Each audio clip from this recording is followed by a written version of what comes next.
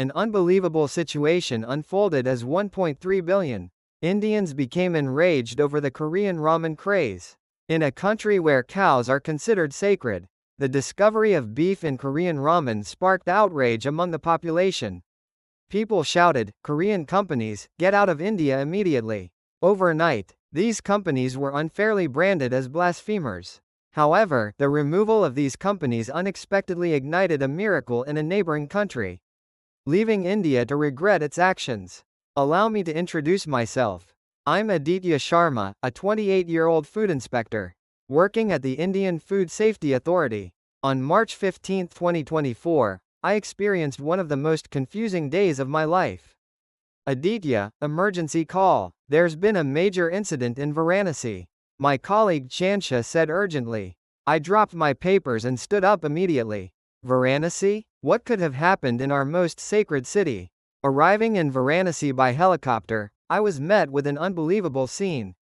Hundreds of pilgrims were collapsed along the banks of the Ganges River. The sound of ambulances filled the air, and medical staff rushed about busily. What's going on? I asked the site manager. It seems like food poisoning. About 200 people collapsed at the same time after eating the same food. I hurried to the hospital, where the emergency room was packed with patients, filled with groans of pain. An elderly man grabbed my arm and said, "That ramen smelled like beef." The word, beef, made my heart race. For Hindus, cows are sacred, and consuming beef is considered unthinkable blasphemy. What kind of ramen did you eat? I inquired. It was in a red package that said Shin Ramyun. The children said it was tasty, so I quickly organized an investigation team.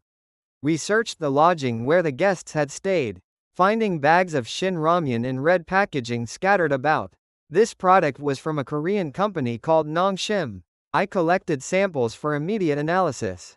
Back in the lab, I anxiously waited all night for the test results. The next morning, a shocking report arrived. Traces of beef were indeed detected.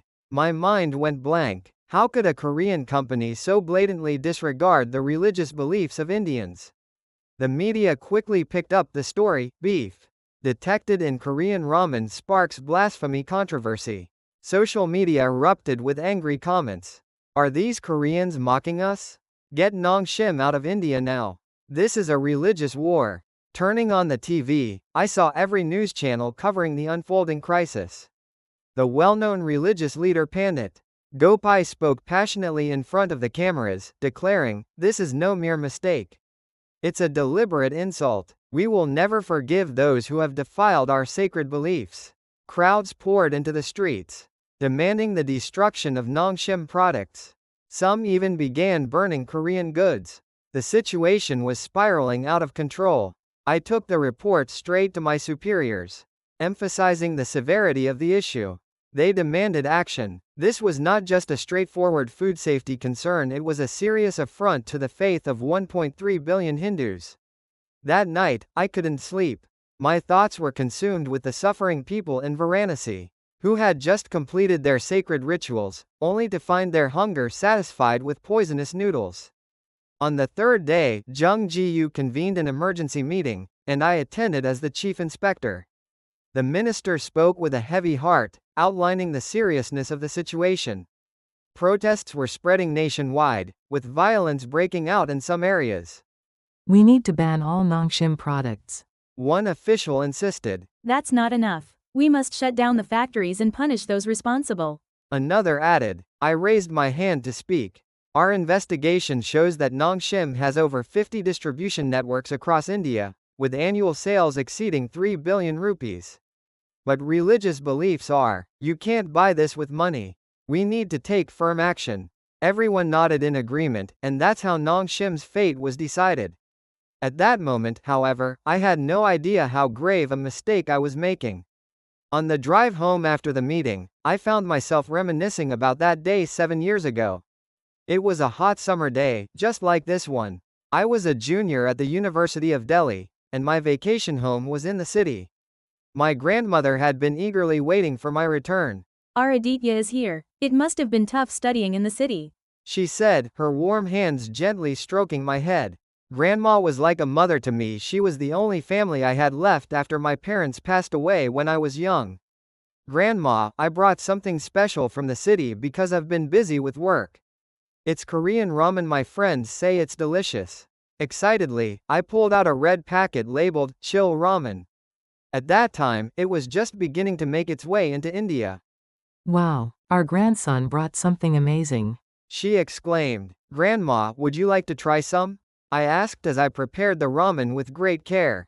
The spicy aroma filled the kitchen. We sat down together, blowing on the hot noodles before taking our first bites. Oh my, it's spicy but excellent, she said with a smile, which made me happy. But not long after we finished eating, Grandma started clutching her stomach and groaning. Aditya, my stomach hurts so much. Initially, I thought she couldn't handle spicy food, but her face turned pale, and she soon lost consciousness. Grandma, Grandma, I called for an ambulance in a panic.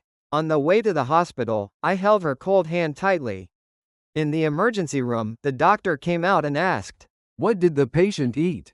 Ramen, I replied. The doctor's expression turned serious.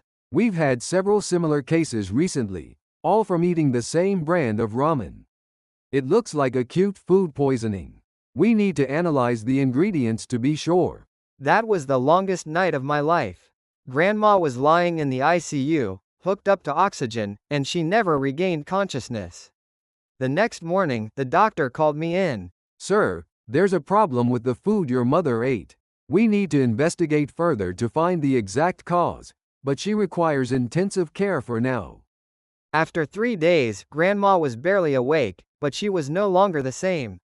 Aditya, Grandma ate something bad. She murmured. No, Grandma, it's my fault. I didn't know. After that, Grandma was unable to eat correctly. Both her body and spirit grew weak. 3 months later, she closed her eyes for the last time, saying she had lost something she had cherished her whole life. At the funeral, I made a vow I would never allow unverified foreign food to harm my family again. I thought it was the last promise I could keep for Grandma. So, I studied food engineering and joined the Food Safety Agency. Every time a Korean product arrived, I inspected it extra carefully. If I found even the slightest issue, I reported it immediately. My coworkers often asked me, Aditya, why are you so strict only with Korean products? I always responded, because I have to protect our people. But the truth was different. I couldn't forget the pain of losing my grandmother. Now, 7 years later, something similar happened again. This time, 200 pilgrims were affected, and I was shaking with anger. To think that the same company's product had caused problems again, I vowed this time to uncover the truth, no matter what. A week after the Varanasi incident, the government, following a thorough investigation, decided to ban the sale of all NongShim products starting today. Additionally, the NongShim factories in Delhi, Mumbai, and Raipur were ordered to shut down immediately. Minister Kuman's announcement was broadcast live across the nation. I was there, witnessing this historic moment. Reporters flooded us with questions. Have you heard NongShim's explanation? The minister replied firmly, we don't even need to listen to excuses from those who insult our religion. As soon as the announcement ended, my phone rang. It was a call from headquarters. Aditya, you need to head to the NongShim factory first thing tomorrow morning and oversee the shutdown. You're the main person in charge of this case. Yes, got it, I replied. The next morning, I arrived at the NongShim factory with police officers. Hundreds of protesters were already surrounding the area. Arrest the blasphemers. Koreans, get out of India. The angry crowd's shouts cut through the early morning air. I raised a megaphone and announced, by government order, this factory is being shut down immediately. All employees, please leave in an orderly fashion. The factory doors opened, and workers began to come out one by one. Surprisingly, more than half of them were Indian, their faces filled with confusion and sadness. A middle-aged woman approached me. I've been working here for 10 years. What did we do wrong? We were making ramen. You used beef in the ramen you made. That's enough, I replied coldly. Tears welled up in her eyes as she turned away. At that moment, a Korean man in a suit approached us. It was Jang Soo-yeon, the head of NongShim India. I'm Jang Soo-yun, head of NongShim India. We accept the order and will withdraw peacefully, he said calmly. There was no sign of anger or protest in his voice. But he added, I just want to say one thing: we have never intentionally insulted any religion. We deeply regret this incident. The crowd began jeering, shouting, Don't lie, murderer. Yet Mr. Jang remained composed until the end, and he and his staff left the factory in an orderly manner. By afternoon, Pandit Gopai arrived with thousands of followers. He held a massive rally in front of the factory. Today is the day justice wins. The day we protected our sacred faith, he declared. The crowd cheered. Pandit Gopai continued speaking passionately. But this is not the end. We must ensure that all foreign companies respect our culture and religion. I felt proud listening to his speech. I believed we had finally stood up for our beliefs. That evening, the news focused on the closure of the NongShim factory. The government had taken a firm stance, holding the company accountable for disrespecting our religion. The public was fully supportive of the government's decision. I smiled with satisfaction as I watched the news. However, at the end of the broadcast, there was one more noteworthy piece of news. A major Chinese food company, Lion Group, announced its entry into the Indian market, promising to create products that fully respect India's culture and religion. Lion Group sounded familiar, but I didn't pay much attention at the time. When I got home late that night, I was so tired that I crashed and fell asleep. But in the early morning, I had a strange dream. My grandmother appeared, looking sad as she stared at me. Aditya, you need to see the truth. 4 months after the factory closure order was issued, NongShim held an official press conference, and I attended as a government representative. The media, with all eyes on him, Jang Soo-yun, the head of the corporation, stepped up to the podium. First, I want to sincerely apologize to everyone who has been affected by this incident, he said, bowing deeply. Flashes went off as reporters held their breath, waiting for his next words. NongShim fully accepts the government's decision and has decided to withdraw from India completely. The room buzzed with surprise. A full withdrawal? That was faster than anyone had expected. One reporter raised a hand. Can you explain the beef ingredient issue? All the products we make in India are produced on a strictly vegetarian line. We're still investigating this matter, he replied. So, are you saying someone tampered with it? Another reporter shot back sharply. Jang paused before responding. I won't speculate, but I can say this has never happened in the 15 years we've been operating. Then, a reporter posed a provocative question. Are you planning to return to Korea and blame India? Everyone held their breath, eager to hear his response. Instead, he smiled and said, India is like a teacher to us, showing us so much: the rich flavors of spices, the beauty of diversity, and true humility. We leave with nothing but gratitude, no complaints. I was taken aback. I expected them to express frustration or anger, but instead, they were thankful. Then, a reporter asked about the Indian staff. We'll pay all 3 employees a year's salary as severance. I'll also provide a recommendation letter to help them with future job opportunities. That answer surprised me again. It was much more generous than legally required. After the press conference, as the company president was about to leave, a group of people entered. It was the NongShim India staff. Sir, please don't go. What did we do wrong to deserve this? The employees pleaded, some holding back tears. One young woman grabbed the mic. I'm from the Dalit community. No other company would hire me, but NongShim saw my skills and gave me a chance. Where else can you find a company like this? She said, speaking from the crowd. A junior colleague had lost their job. It was exceedingly rare for someone from the Dalit, or untouchable, community to hold a position at a large corporation. The company's head comforted each employee with a hug. You all did nothing wrong. This is on me. Go and build a better future somewhere else. Watching this unfold made me feel uneasy, as if the roles of victim and bully were reversed. The next day, NongShim began withdrawing from the area. I went to the site every day as a supervisor. Surprisingly, they donated all the factory equipment to local small businesses for free, brand new machines worth billions of rupees. I asked, why are you doing this? The staff replied, "We hope these machines stay in India and help produce quality products." A week later, the last NongShim container left Korea. Watching it go, I sighed with relief. Finally, it was over. However, on my way home, I saw something strange in front of the neighborhood supermarket. There was a long line. Curious, I asked someone passing by, "What's going on?" They informed me they were selling the last stock of Shin Ramyun. Since it would soon be unavailable, everyone had come to stock up. I couldn't believe it, people were hoarding ramen with beef in it. But that was just the beginning. It had been a week since NongShim withdrew. I was in the office writing a report as usual when my colleague Sunil burst in, out of breath. "Aditya, look at this.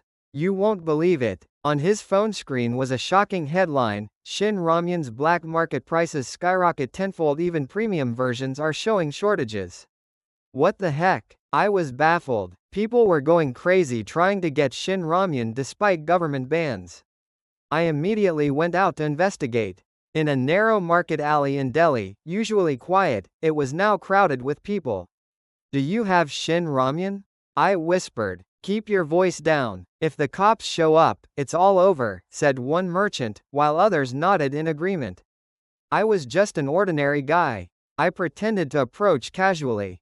"Over there," Sheila Raman Chong and looked me up and down, then gestured for me to follow him. We entered a narrow alley that led to a storage room filled with piles of red bags. All of them were Sheila Raman. One pack costs 500 rupees. 500 rupees? Wasn't it originally 50 rupees? Obtaining these now is like trying to catch a star from the sky. If you don't want it, fine. I was shocked. People were willing to pay 10 times more for ramen that supposedly contained beef. I returned to the office and checked social media. Things were even crazier there. Without Sheila Raman, there was no fun in my day. What right does the government have to dictate what I can eat? Honestly, if it tastes good, it tastes good. The backlash was powerful among the younger generation. A petition against banning Sheila Raman gathered 1 million signatures in just one day. A video posted by a college student was going viral. "I'm Hindu, but I'm skeptical that there's beef in Sheila Raman. It's been fine for 15 years, so doesn't this suddenly seem suspicious?" The comments were exploding. I ran. "Yeah, that's right. My friend, a vegetarian, has been eating Shin Ramyun for 10 years. Someone who visited the NongShim factory said that there's a separate production line just for vegetarian noodles. Then where's the beef coming from?" I was confused. "We found beef components in the samples we tested, so why are people doubting it?" The next day, something even crazier happened. Famous Bollywood actor A.R. Khan posted on Instagram, saying, "I've been eating Shin Ramyun for 20 years. My kids love it, too. The government needs to show solid proof." His 50 million followers started sharing that post. The hashtag #GiveBackChapsal Ramyun surged to the top of Twitter trends in India. The government was caught off guard because public opinion was turning against them. That afternoon, my boss called me in. "Aditya, this is serious. Some of the victims in the Varana case are giving strange testimonies." "What kind of testimonies?" I asked. "They say the Shin Ramyun they ate tasted different than usual. The packaging was subtly different, too." I was at a loss. It felt like I got hit. Could it be a fake manufacturer? Chongsa had a troubled look on his face. The factory had already shut down, and the company had been kicked out. "If we admit a mistake now, our whole department will have to take the fall. Let's start an internal investigation quietly first," he said. Just then, Sunil rushed in again. "Senior, if Ryong Group is moving into India, it means they're officially entering the market." Ryong Group was a Chinese company attempting to fill the void left by NongShim. The timing was just perfect. I went home feeling uneasy. To my surprise, someone was waiting outside my house. It was Uncle Racket. "Aditya, we need to talk." His expression was serious. Something must be going on. I went inside with him, and we sat down with tea. His face still carried a heavy burden. "Aditya, I heard you're investigating NongShim." "Yeah, they insulted our religion." Uncle sighed and shook his head. "Hey, how much do you know about NongShim?" Aren't they just a bad company that makes ramen with beef? That's not all. Want me to show you a few things today? Champion pulled out a stack of documents from his bag. There were all sorts of photos and papers. What's all this? Is this stuff about what NongShim has been doing in our area? These are things you probably don't know about, he replied. The first photo was of an elementary school cafeteria where kids were happily eating their meals. This is a rural school in Uttar Pradesh. NongShim has been supporting free school meals there for 10 years. Every day, 5,000 kids benefit from it. I was surprised. I had no idea they were doing this kind of work. And that's not all. Champion showed me the next photo. It featured young people in chef uniforms getting trained. NongShim Culinary Academy offers free cooking classes to 1,000 young people every year, and 90% of the graduates get jobs. They especially prioritize kids from Dalit or low-income families. I flinched at the word, Dalit. They were helping one of the most discriminated groups in India. Look at this, Champion said, handing me another document. It was a partnership agreement between NongShim and local farmers. NongShim collaborates closely with local farmers. I signed direct contracts with 3,000 households, purchasing agricultural products at prices 20% higher than the market rate. Do you know how many farms were saved because of that? I was speechless. I had no idea about any of this. Then, my uncle pulled out the last photo, and surprisingly, it was the building of the university I attended. The research building of the Food Engineering Department at the University of Delhi was fully funded by NongShim. What? The NongShim Scholarship Foundation awards scholarships to 100 students annually. You probably didn't know, but my uncle's words hit me right in the heart. By the way, part of my tuition 7 years ago was covered by that scholarship. I froze in shock. I received a NongShim scholarship. No way. After grandmother passed away, we struggled financially. It was then that the village chief wrote a letter of recommendation to the NongShim Scholarship Foundation. Thanks to that letter, I was able to finish college. My mind went blank. The company I had hated so much turned out to be my savior. Then grandmother ate their ramen, and Aditya, my uncle, held my hand. Are you sure the ramen you brought back then was a NongShim product? I asked. What do you mean? Chamcho took out his phone and showed me an old news article. It was from 7 years ago. Fake Korean ramen distribution busted. Large quantities of counterfeit products from China have been discovered.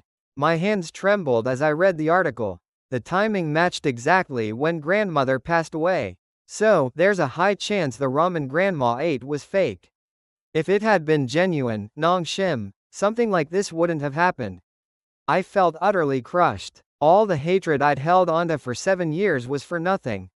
I called Sunil to double check. Surprisingly, even the Shin Ramyun involved in the Barana case had many suspicious points. The distribution route was unclear, and the packaging differed slightly from the actual product. Senior, are we sure the samples we tested were NongShim products?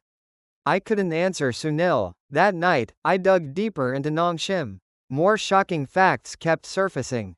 During the COVID-19 pandemic, they provided free ramen to 100,000 households, assisted with flood relief efforts, and offered maternity leave to female employees. The operation, especially the staff list, was shocking. 70% of the entire staff were Indian, and among them, 30% came from minority religions or low-income backgrounds. At 3 a.m., I couldn't sleep. I looked out the window and thought, what have I done? That night, I couldn't get any rest. Memories of my grandmother's death 7 years ago kept resurfacing. Was the instant ramen she ate fake? I got up early and started digging through old files.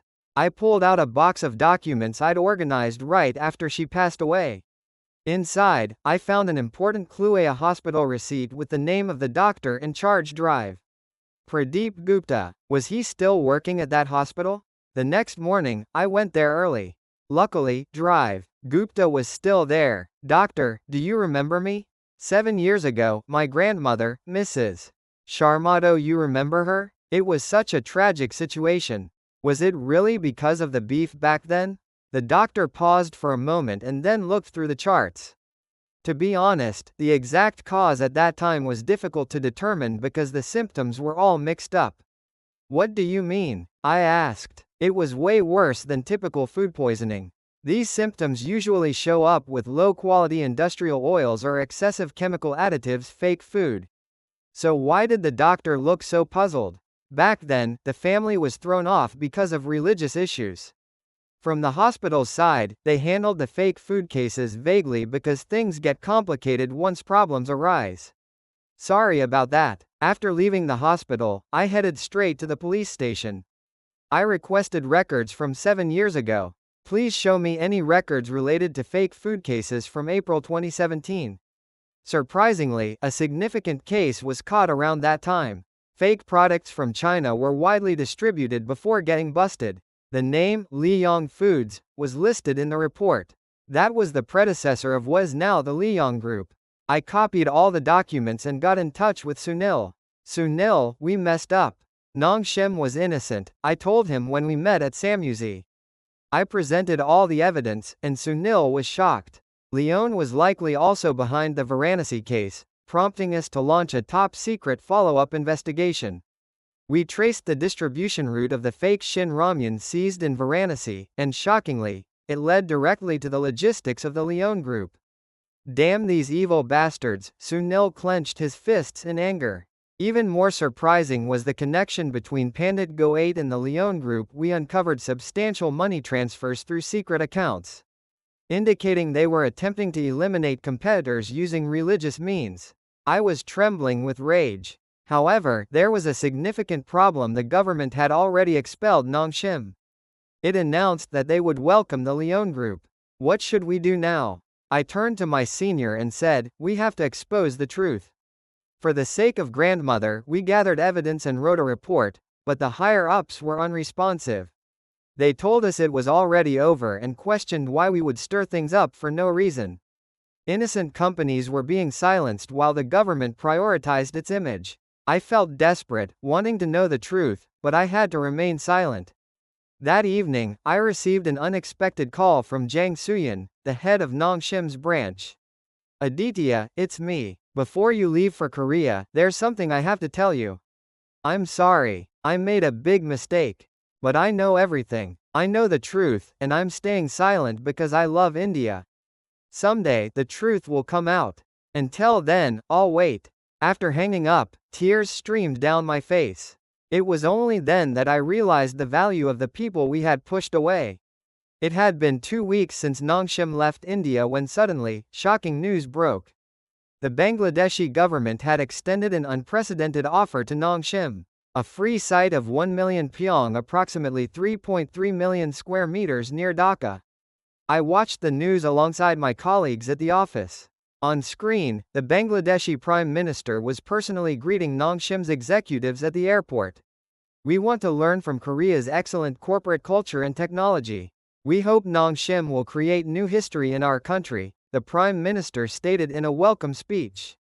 Especially praising NongShim's spirit of coexistence showcased in India. We genuinely appreciate it. We were looking for a partner like that, too, Sunil said bitterly.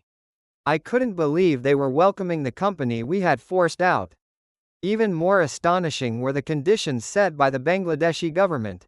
A 10-year corporate tax exemption, assistance in building factories, covering costs, plus dedicated roads and railways. This was VIP treatment. One of my colleagues commented on this, which prompted director Jang Suyan to deliver a speech. We won't let the people of Bangladesh down. We'll actively use local agricultural products and prioritize hiring locals. Then came an incredible announcement. For the first 3 years, 50% of the profits would be reinvested into Bangladesh's education sector.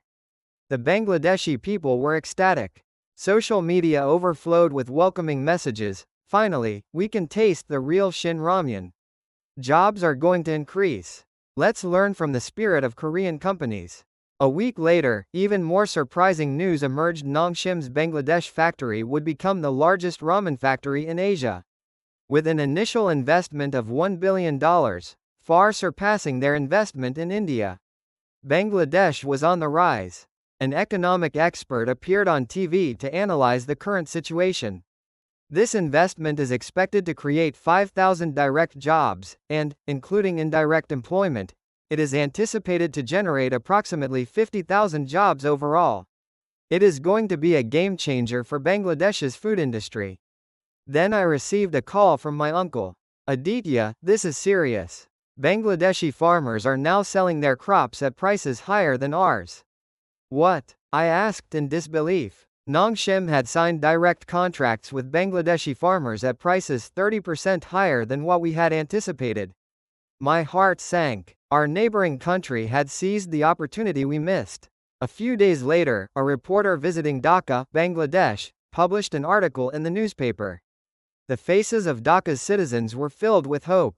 Land prices around the construction site of the NongShim factory had already doubled, and small business owners were expecting a boom. An interview with a Bangladeshi university student stood out. Finally, we have a chance to work with a global company. I want to learn Korean and get a job at NongShim. Meanwhile, the situation in India was completely different. The area around NongShim's former factory in Delhi was. It was heartbreaking. Jobs were disappearing. Hearing the desperate pleas of an Indian worker unsure of how to survive hit me hard. However, the most shocking detail was something else entirely.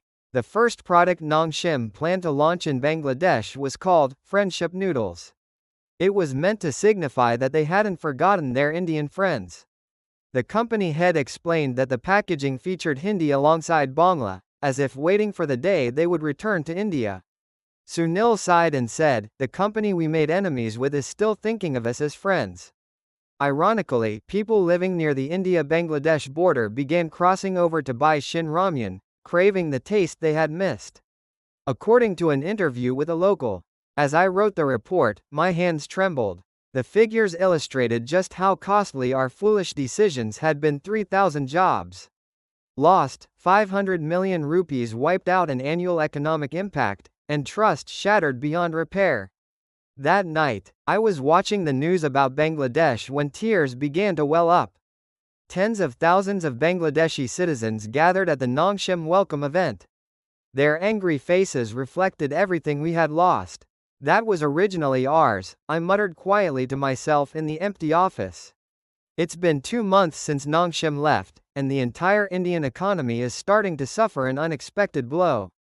Breaking news: 5,000 farmers in Uttar Pradesh are staging a massive protest. I was stunned, staring at the TV screen in my office.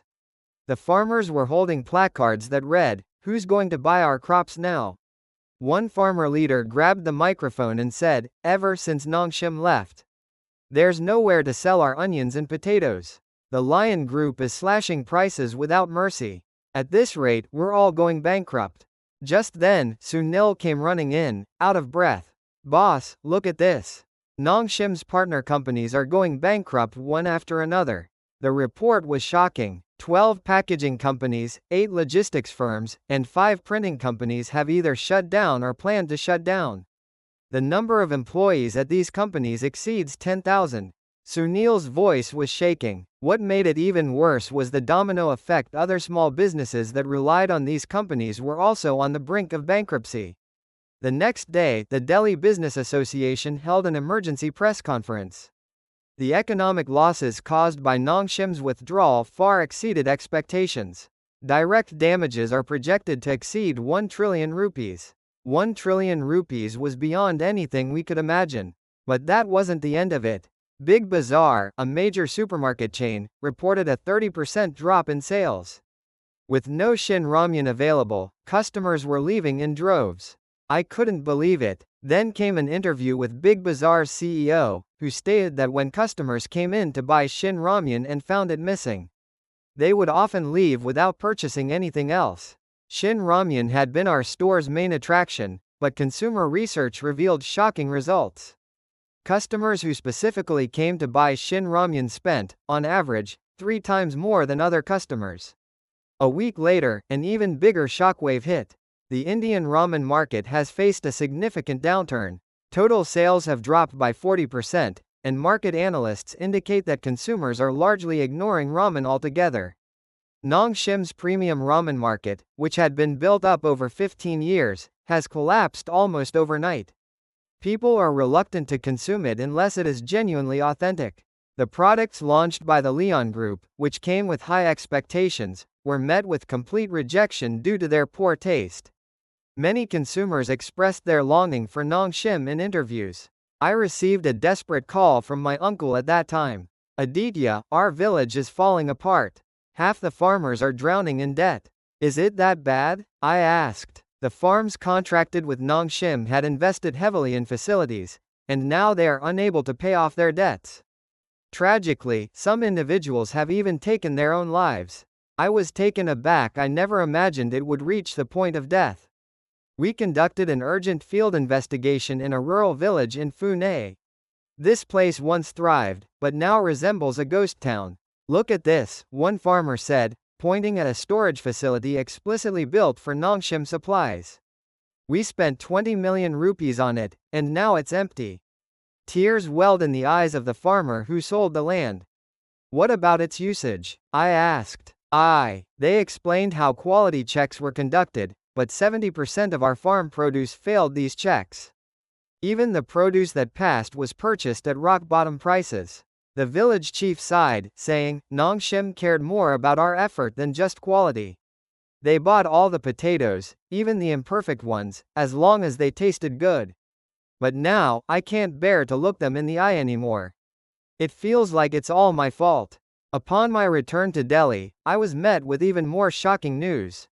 The entire stock market linked to India's economy plummeted, causing ripples throughout the financial markets due to NongShim's exit.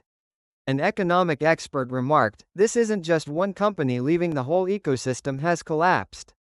Hundreds of connected companies disappeared almost instantly. Upon reviewing the data, I found that the stock prices of related companies had dropped by an average of over 50%. Such an economic shock hasn't occurred since the 2008 financial crisis. That night, I stayed alone in the office, drafting a report on the ripple effects of NongShim's exit. I estimated 3,000 direct job losses and 50,000 indirect losses among farmers. In total, 3,000 households were affected, and about 15,000 people in related industries lost sales. The loss of tax revenue exceeded 1 trillion rupees, equivalent to approximately 100 billion rupees annually. My hands shook as I wrote those figures. Only then did I truly grasp what we had lost. At 2 a.m., I looked out the window at the old factory area, which now lay in darkness. All the lights that once illuminated the NongShim plant were extinguished. What have we done? It has been 6 months since NongShim entered Bangladesh, and shocking news continues to emerge daily.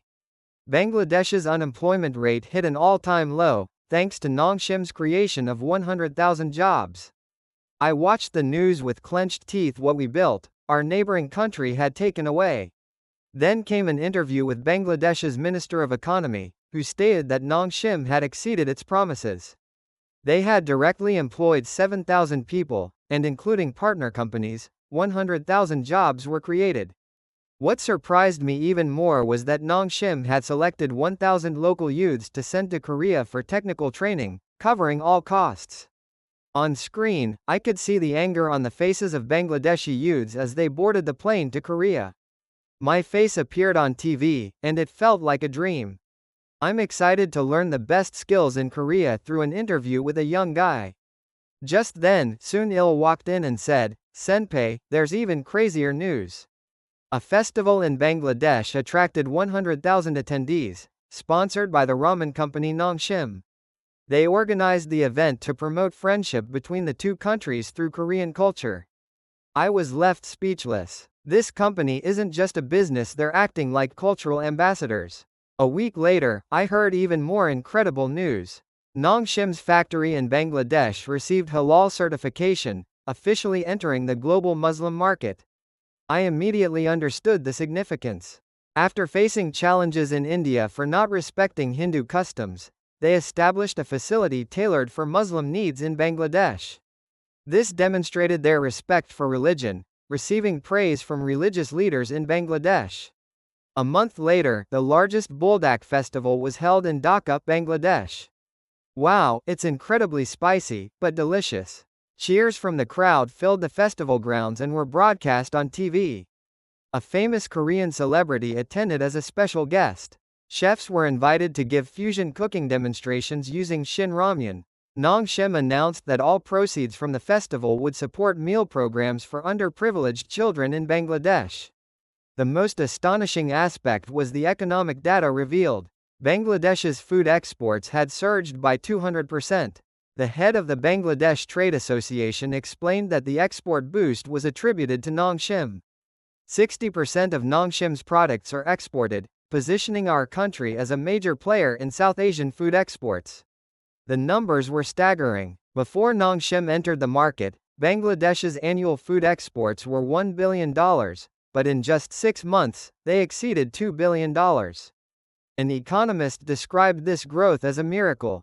Then my uncle called me, saying, "Aditya, young people from our village are heading to Bangladesh for work." What? NongShim was recruiting experienced Indian technicians, and the pay was 3 times higher than what we received here. Young people were leaving to find jobs in a neighboring country. A few days later, Korean media coverage of this success story made waves back in India. NongShim's success in Bangladesh. I read an article about how wisdom is required to turn a crisis into an opportunity. An interview with the chairman of NongShim touched on this, as he mentioned that leaving India was a heartbreaking experience. However, he spoke warmly of Mr. Bangladesh and said they were trying to repay that trust. When asked if he planned to return to India, he replied, "India is still a country we love. I believe one day the misunderstandings will be cleared up, and we'll meet again." This sentiment brought tears to my eyes. Even after being treated so harshly, they remain hopeful. That night, I was shocked to see the news from Bangladesh. There was a ceremony for the opening of an elementary school built by NongShim. The NongShim Hope School Hiro opened today, offering free education to 1,000 underprivileged children. Happy laughter filled their new classrooms. I felt a pang of pain, knowing that these benefits should have been extended to India's kids. I changed the channel, but the hurt in my heart remained. Then came breaking news: 100 young people from India gathered in front of NongShim's headquarters in Seoul. I was so shocked that I rushed to the TV. What I saw was unbelievable. The Indian youths held signs reading, "We were wrong. Please forgive NongShim." What shocked me even more was when they began kneeling one by one. "We're truly sorry. NongShim did nothing wrong," one young man said, his voice trembling with tears. A Korean reporter at the scene attempted to interview them, asking, "How did you get here?" The young man replied, "All 100 of us pooled our money together. We paid for our plane tickets and accommodations. We wanted to apologize to NongShim in person." His name was Raul, a 25-year-old graduate student. When the reporter asked him why they would go to such lengths, Raul answered, "My dad worked for a company that partnered with NongShim. After they left, that company went under, and my dad fell into depression. That's when I realized how big a mistake we made." Others shared similar stories, with one saying, "I graduated from college thanks to a NongShim scholarship. Our village thrived thanks to NongShim, but we were misled by fake news and ultimately drove away a good company." They held a traditional shamanic ritual right in the heart of Seoul. Passers-by stopped in their tracks, surprised to see them pressing those words to the ground and performing their rituals. "Please come back to the street," the young people cried out. "We promise we won't make this mistake again." Their desperate pleas echoed through the streets like a diary entry. After a while, people emerged from the NongShim headquarters. Staff members came out carrying water and snacks. "Stand up. You don't have to do this." Yet the young people remained on their knees, stating they wouldn't stand until they met the NongShim chairman. An hour passed, and finally, the chairman himself appeared. The older man with white hair approached the young people slowly. "Young folks, stand up. There's no need to kneel." The chairman helped each of them to their feet. "Chairman, we're sorry. We made a huge mistake," one young man said, his voice trembling. The chairman smiled gently and patted his shoulder. "The past is just the past. Thank you for coming all this way. Could you come back to India again?" the young men asked earnestly. The chairman paused for a moment before answering. "Time will heal everything. What matters is the willingness to understand each other." He then instructed his staff, "Treat these guys to lunch." They must be tired from traveling so far. The NongShim employees led the young men to the company cafeteria. Of course, the menu featured Shin Ramyun. Ah, this is the taste. Real Shin Ramyun. The young men ate the noodles with tears in their eyes. It had been over a year since they'd tasted this flavor. After the meal, the chairman spent some time talking with them. I understand how you feel. But there's no need to apologize. Misunderstandings can happen to anyone. Because of us, NongShim has made new friends in Bangladesh. That's something special. The young men felt even more embarrassed by the chairman's generous attitude. I have one request, the chairman continued. Please go back and share the truth about different cultures and religions. Even though they had differences, the young people nodded in agreement, acknowledging that respect could help them coexist. This scene was broadcast live in both Korea and India, creating a big stir. Public opinion in India completely flipped. People began saying things like, "We were wrong. NongShim is innocent. The government should apologize and invite NongShim back." It was a conspiracy by Pandit Go8 and Ryong. Social media was flooded with apology and support messages for NongShim. Watching all of this unfold, I made up my mind I had to go and apologize in person. The next day, I handed in my resignation. "Aditya, why are you quitting?" My boss asked. "I need to make things right for the mistake I made. I can't stay here any longer," I replied. A week later, I was on a plane to Seoul. When I landed at Incheon Airport, my heart was heavy. I worried about how to apologize and whether they would even accept me. The next morning, I went to NongShim's headquarters. At the reception desk, I hesitated for a long time before finally saying, "I'm Aditya Sharma from India. Could I please meet Mr. Jang Soo-yun, the former head of the Indian branch?" The receptionist looked surprised. "From India? You're here? Please wait a moment." 30 minutes later, I met Director Jang in the conference room. It had been a year and a half since we last met. "Aditya, how did you get here?" I dropped to my knees right then and there. "I'm sorry. I made a huge mistake." Director Jang was surprised and helped me to my feet. "No, don't do that. Sit down, let's talk this through calmly." I broke down in tears and confessed everything: my grandmother's death 7 years ago, which was caused by a fake product, and how my prejudice had blinded me and pushed NongShim away. Because of me, an innocent company and many people suffered. I didn't know how to ask for forgiveness. Director Jang listened quietly and then gently said, "Aditya, we already knew. Yes, we knew that those fake products harmed people, and that misunderstandings resulted from this. But the truth always comes out eventually." I felt even more ashamed. Why didn't you protest strongly back then? Sometimes, stepping back is wisdom. It's better than fighting to win. It's better to wait until sincerity comes through. Director Jang then took me to the NongShim research lab. "Let me show you how we make our products here." The lab had a special room just for developing products for India. Surprisingly, it was still operational. "Are you still researching the Indian market?" I asked. "Of course. We're preparing for the day I'll return. Indian tastes still matter a lot to us." On the wall was a map of India, accompanied by notes on the spice characteristics of each region. "This is research material on the Uttar Pradesh area, where you're from. People there love the cardamom flavor." It was touching to see that they were even studying my hometown. At lunchtime, we ate at the company cafeteria. The Korean staff were incredibly friendly. "You're from India? Nice to meet you. I want to return to India someday." They showed no resentment or ill feelings at all. During the meal, Director Jang suggested, "Aditya, would you like to visit our factory in Bangladesh? We have Indian employees working there too." A week later, I found myself in Dhaka. The size of the factory was impressive. It looked at least 3 times bigger than the one in India. "Oh, Aditya." When I turned around at the familiar voice, it was Vikas, a junior from my hometown. "Vikas, so you're here?" Yeah, I'm working at NongShim. The treatment here is better than in India, and the work is more interesting." He showed me around the entire factory. There were about 200 Indian employees. "We all hope NongShim comes back to India. Until then, we're working hard and learning here." The production line was extensive. Not only did they have halal certification, but they also had a separate line for vegetarians. That's what respecting religion and culture looks like, Vikas said proudly. That evening, I had dinner with the Indian staff. Listening to their stories, I couldn't help but get emotional again. Thanks to NongShim, I can support my family. With the skills I'm learning here, I want to start my own business in India someday. If NongShim returns to India, I'll be the first to apply.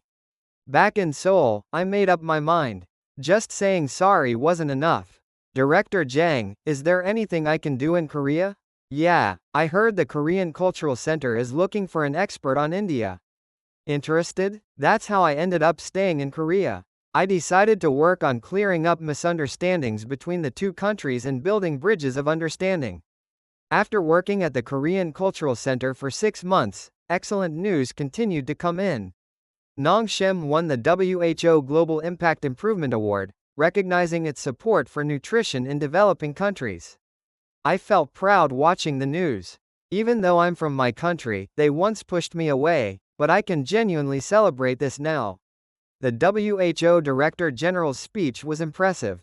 NongShim isn't just selling products, they're bringing impact and hope. Especially the win-win model they showed in Bangladesh is a textbook example for companies worldwide. Then, even bigger news broke. The Bangladeshi government designated Shin Ramyun as the country's food supply. The Bangladeshi Prime Minister announced it personally, stating that in the event of floods or natural disasters, it would serve as a reliable food source to protect the lives of our people. There was also more news that CNN selected NongShim as Asia's top company in 2024, which was genuinely moving. They turned adversity into opportunity and transformed cultural conflicts into cooperation. It showcased their wisdom and resilience. However, the most surprising development was in India. The Indian government announced the formation of a committee to investigate the NongShim incident, signaling that it was finally taking action. I received a call from Sunil. Senior, it looks like the truth is finally coming out. The Leon Group's conspiracy is being exposed one by one. Pandit G8 has been arrested, and it turns out he took a huge bribe from Lee. I let out a sigh of relief. It was late, but justice was being served. A month later, the Indian government made an official statement, declaring NongShim innocent. They expressed sincere regret and welcomed NongShim's re-entry into the Indian market. However, NongShim responded cautiously. They were grateful, but emphasized that it was still too soon to trust fully again. The company chairman stated that rebuilding trust takes time. Instead, NongShim announced a special initiative. They would select 100 young Indians to train at their Korean headquarters for a year, with all expenses paid. NongShim covered all the costs, and there was fierce competition among young people in India, with over 10,000 applicants. I was responsible for assisting with the selection process, and the passion I observed during the interviews was genuinely remarkable. These candidates were eager to learn from NongShim and contribute to the development of India's food industry. They were excited to embrace the Korean spirit. When the 100 selected youth arrived in Korea, I greeted them at the airport. One of them said, "Senior, it feels like a dream to be here in Korea." The training began, and the young people achieved remarkable results, impressing even the Korean staff with their enthusiasm. These Indian friends truly inspired me. Their eagerness to learn was extraordinary. 6 months later, a special product created by these young people was launched: India-Korea Friendship Ramen, a blend of Korean technology and Indian spices. All proceeds from this product were donated to education for underprivileged children in India. At the product launch, one of the young men said, "NongShim didn't just teach us skills, it taught us the spirit of life." Witnessing this filled me with hope. Although there were misunderstandings and conflicts in the past, we now see that a fresh start is possible. That night, I had dinner with Director Jang, who smiled and said, "Don't you think it's time to go back to India?" I replied, "I'm not rushing. What matters is that our hearts connect. And I think they already are." He was right. More important than the company's return was the connection we were building between our people. Then, in early 2025, the news we had been waiting for arrived. NongShim officially announced its return to India, promising bigger investments and mutual growth. This time, it felt different. The Indian government took the lead, offering the best terms, and the people welcomed us warmly. After completing my mission in Korea, I prepared to return to India, where I would continue to foster relations between the two countries. So, how did you like Aditya's story so far? It began with a misunderstanding stemming from a heart trying to protect the sacred cow, which ultimately led to a significant tragedy. However, what matters more is the power of forgiveness and reconciliation. The actual value of a company lies not in profit, but in mutual growth and development. NongShim and Aditya have shown us that overcoming prejudice opens up greater opportunities. Have you ever missed out on something important because of a stereotype? Or have you ever been misunderstood, but remained true to yourself until the end? Share your story in the comments. If you liked this video, please hit like and subscribe. And if you want to help create a world without prejudice, please share this video with those around you. Even a small share can be the start of a significant change. This has been Korea Wonderful. Thank you.